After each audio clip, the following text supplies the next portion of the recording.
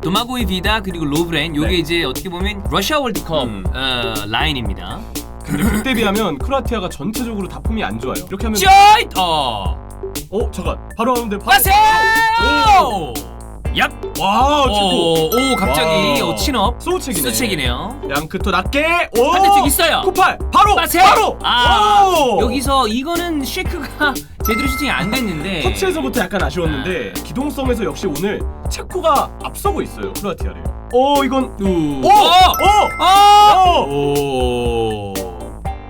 오 시크인데. 패트릭 시크 네. 또 피난다. 아유 자 온피드 합니다. 온피드 해요. 자 보러 갑니다. 빙고. 찍었네요. 네. 줄 수 있어. 얼굴 쪽으로 너무 높게 팔꿈치가 들려서 앞면을 제대로 향했다. 자 시크 갑니다. 시크 야! 간단하다.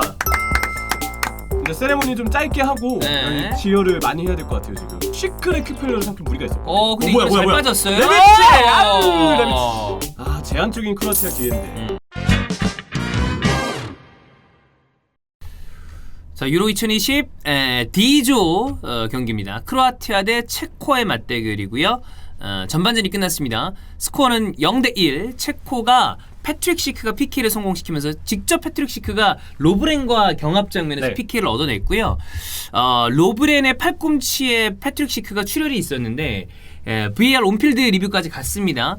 이거는 뭐 크로아티아 입장에서는 아니 그러면 어떻게 뛰냐 자연스러운 동작이다라고 얘기를 할 수 있는 부분이 충분히 있다고 보입니다만 주심은 어쨌든 과격한 플레이였다라고 판정을 한 것 같고 거기서 나온 PK를 패트릭 시크가 직접 처리하면서 1대0으로 앞서고 있습니다. 전체적으로 네. 봤을 때 체코의 에너지 레벨과 속도가 크로아티아보다 좀 좋았다라고 그렇죠. 볼 수 있는 전반전이었습니다. 그래서 크로아티아가 선수들 개개인의 이름값은 참 좋고 여전히 월드컵 당시 뛰었던 선수들이 제법 있죠. 당장 이 로브렌과 비달 센터백 조합만 해도 우리한테 3년 전의 향수를 자극하는 그렇죠. 센터백 조합이잖아요.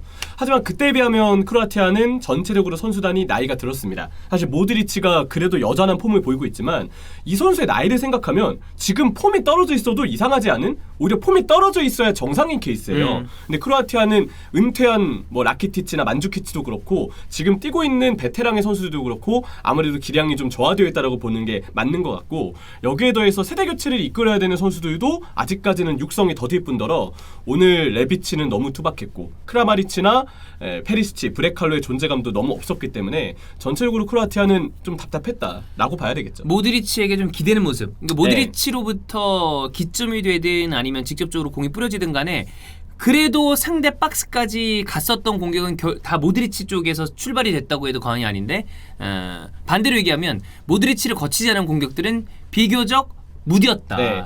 저는 이 부분에서 대표팀 한정했을 때 코바치치도 아쉬움이 좀 있어요. 맞아요. 코바치치만으로 뭔가 풀려야 되는데 이 선수가 감독이 쓰기에 따라 다르지만 보통 투엘처럼 엄청 좋은 감독의 케어를 받지 않는 이상 코바치치는 비교적 단점이 있죠. 볼을 잡았을 때 운반을 우선시한다. 그래서 압박이 강한 팀을 만났을 때는 볼 처리 속도가 늦고 본인이 주도해서 빌드업을 푸는 스타일이 아니라는 점이 이제 문제가 되는데 후방에서 그래서 모드리치가 직접 볼도 받아주고 풀어야 되기 때문에 모드리치가 기본적으로 아래에 내려와서 플레이를 해야 되고 또 올라가서 기본적으로 공격을 풀어줘야 되는 선수도 지금으로서는 모드리치라고 봐야 됩니다.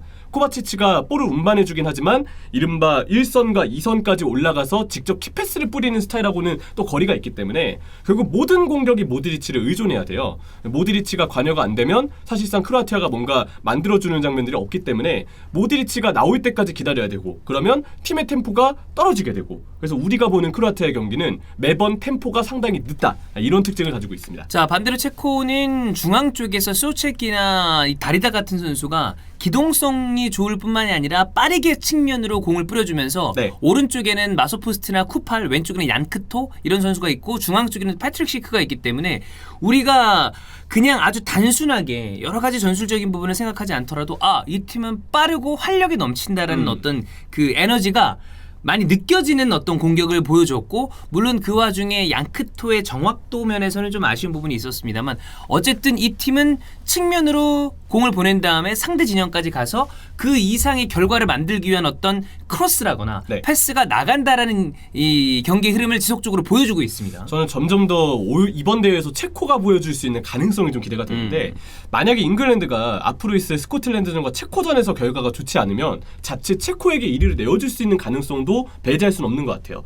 체코가 기본적으로 가지고 있는 특징은 이 기동력이 워낙에 좋은 팀이기 때문에 상대를 압박할 수 있는 확실한 에너지 레벨을 가졌다. 빠른 전환이 된다라는 점이 첫 번째고, 이 시라베 감독의 공격 스타일이 기본적으로 좌우 측면으로 볼을 최대한 빠르게 보내서 좌우 측면에서의 빠른 연계, 효율적인 연계를 중시하는 스타일이거든요.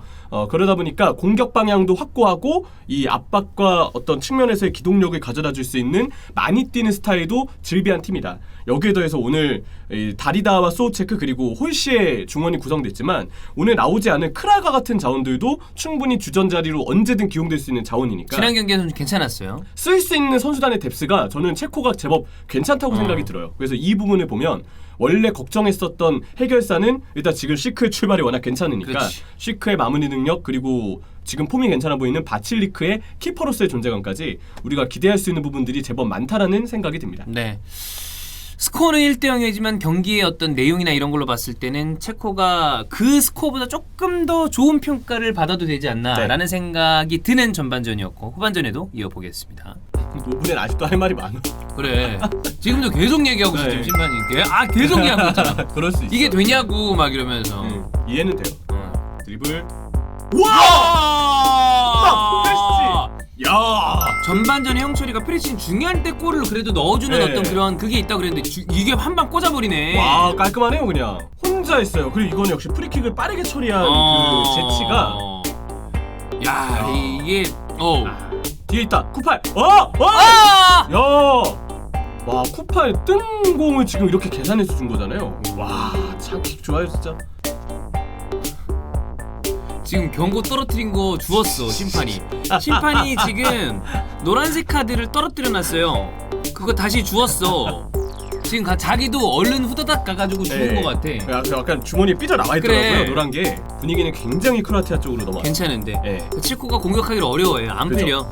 바로 열려요. 잡고. 오! 이거 지금 크로스바 맞은 건가? 아, 블라시치인데. 이거 지금. 그냥 나간 거. 네. 약간 이렇게 끝날 느낌인데.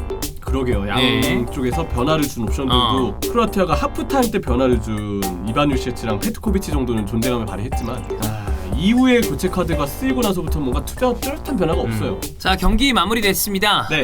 이반 페리시치가 동점골을 넣었습니다. 이거는 개인의 능력으로 본인이 박스 안쪽에서 접고 들어오면서 또 하필 또 쿠팔이 약간 미끄러졌네. 맞아요. 그러면서 네. 페리시치가 동점골을 넣었고 경기는 그대로 끝났습니다. 아. 후반 들어서 오히려 체코가 본인들의 어떤 기동성과 에너지 레벨이 어떠한 타이밍부터 좀 뚝 떨어지는 게 눈에 보였고요. 그러면서 크로아티아가 그 부분을 이용해서 조금 더 날카로운 공격 빈도수를 만들었는데 뭐 그렇다고 해서 경기를 뒤집지는 못했습니다만 이렇게 마무리가 됐습니다. 경기가 시간이 지나면 지날수록 결국 이렇게 귀결이 됐는데 총 정리를 해보면 크로아티아의 수비진이 네. 체코에 대해선 대비를 그래도 잘 했다는 생각이 들어요. 물론 이제 로브렌의 그 팔꿈치가 쓰였던 장면으로 PK를 내준 건 한 번 있었지만 그 장면은 세트피스에서의 한정적인 장면이었고요. 이외의 장면에서는 시크가 오늘 비다와 로브렌의 노련한 센터백 조합에 확실히 막혔죠. 예. 그리고 전체적으로 체코가 좌우 쪽에서 풀어 나오는 어떤 연계는 좋았고 에너지 레벨도 많이 앞서기는 했지만 결국 마무리가 필요할 때 박스에서는 뭔가 재미를 보는 상황을 만들지 못했습니다. 그래서 이거는 크로아티아가 전체적으로 체코의 공격진에 대한 대비를 잘 해놓았다. 후반 들어와서는 크로아티아가 올라오려 할 때마다 크로아티아가 체코가 올라오려 할 때마다 반칙으로 끊어내는 빈도가 좀 많았죠. 그러면서 양 팀의 경기가 흐름이 자주 끊어진 게 첫 번째. 두 번째는 잔디가 좀 미끄러웠어요. 측면 쪽에 있는 데서 네. 아니면 박스 근처에 있는 데서 지속적으로 중요한 타이밍에 미끄덩하는 경우가 있어가지고 그래서 이 부분에서는 또 양팀의 경기가 또 실수에 의해서 넘어지는 장면들이 많아서 흐름이 네. 끊긴 거 두 번째. 그리고 후반대에서는 이제 역시 페리시치를 비롯한 그래도 이름값이 있는 크로아티아 선수들이 1대1의 우위를 점하면서 간간히 재미를 보긴 했지만 결국 흐름이 자주 끊기는 이 경기에서는 이후 교체수까지 포함했을 때 어느 쪽도 일방적인 재미를 보지는 못했다. 특히나 체코 쪽은 뭐 많은 또 게임에서도 네. 유망주라고 분류되는 흘로책, 아, 그쵸. 그다음에 지난 경기에서 괜찮았던 크랄, 그다음에 또 크르멘치크, 제가 좀 무서워하는 그 선수, 빡센 형. 네, 빡센 아이씨까지 나왔는데 별다른 효과를 못 봤어요. 그렇죠. 네. 그래서 이 경기는 크로아티아가 확실히 여전히 템포가 전체적으로 느리다. 모드리치 없이는 전개에서 약점이 있지만 그래도 기대해 볼 수 있는 건 중요할 때 페리치아 같은 이름값 있고 베테랑 있고 경험 있는 선수들의 어떤 확실한 한 방이 아닌가. 결국 비다와 로브렌도 불안하다고 경기 전에 얘기는 했지만 정작 중요할 때는 활약을 해준 것처럼 맞아요. 크로아티아는 마지막까지 이 선수들의 경험과 이름값에서 나오는 역량을 좀 믿어봐야 되는 것 같습니다. 뭐 요거 말고는 사실 경기 후반전의 내용이 네. 아주 많지 않았기 때문에 근데 체코가 이제 1승 1무잖아요. 맞아요. 일단 흐름이 좋고 잉글랜드를 이미 사우스게이트를 잡아내면서 한번 재미를 본 팀이라는 점에서 앞으로 있을 잉글랜드와 스코틀랜드의 경기 결과가 그래서 아주 중요할 것 같습니다. 반대로 크로아티아는 지금 1무 1패. 네. 남은 경기에서 스코틀랜드를 무조건 잡아야 되는데 어떻게 될지를 좀 봐야 될 것 같은데 결국 중요한 건 좀 이따 펼쳐질 잉글랜드 대 스코틀랜드거든요. 그거는 좀 이따 우리 같이 보도록 하겠습니다.